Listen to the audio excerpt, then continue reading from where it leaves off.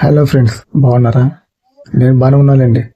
వారం అంతా కష్టపడి వీకెండ్ కోసం ఎదురు చూద్దాం. వీకెండ్ వచ్చిన తర్వాత మంచి సినిమా చూద్దామని చెప్పి ఓటీటీ ఓపెన్ చేశా అండ్ ఈ సినిమా చూసా. ఆ సినిమా ఏది, ఆ సినిమా ఎలా ఉంది, నా ఎక్స్పీరియన్స్ మొత్తం. అయన్నొద్దు, పాయింట్కి రా. పరిమళ అనుకో.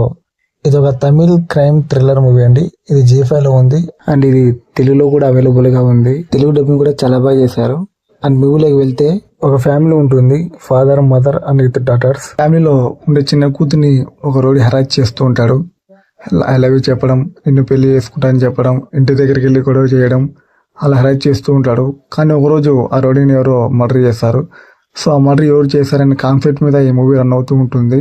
నెక్స్ట్ పోలీసులు ఆ మర్డర్ కేసుని ఎలా ఇన్వెస్టిగేషన్ చేశారు, సో ఈ కాన్సెప్ట్ మీద రన్ అవుతూ ఉంటుంది. సినిమా చూస్తున్నంతసేపు ఆ ఫ్యామిలీలో ఎవరో ఒకరు మర్డర్ చేశారో అనే విధంగా చూపించారు.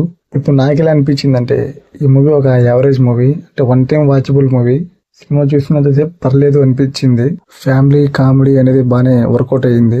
ఇందులో నాకు అర్థం కాదు ఈ స్టోరీని సంతోష్ రావుని ఎలా ఒప్పుకున్నాడు అనేది అర్థం కాలేదు. ఆ క్యారెక్టర్ వేరే వాళ్ళతో చేసినా కూడా సరిపోయేది. యాక్టింగ్ అయితే ప్రతి ఒక్కరు చాలా బాగా చేశారు, న్యాచురల్ గా ఉంది. మూవీలో స్టోరీ ఒక విధంగా స్టార్ట్ అయ్యి ఇంకో విధంగా ఎండ్ అవుతుంది. స్టార్టింగ్ 30 minutes అయితే డైరెక్టర్ చాలా బాగా రాసుకున్నారు. దాని తర్వాత సినిమా మామూలు రొటీన్ స్టోరీ అయిపోతుంది. సినిమాని ఫ్యామిలీతో చూడొచ్చా అంటే ఎస్ చూడొచ్చు. ఫ్యామిలీ మొత్తం వీకెండ్ బాగా ఎంజాయ్ చేయొచ్చు. సినిమా అయితే బాగానే ఉంది. మూవీ G5 లో అవైలబుల్ గా ఉంది, చూసేయండి. వీకెండ్ బాగా ఎంజాయ్ చేయండి.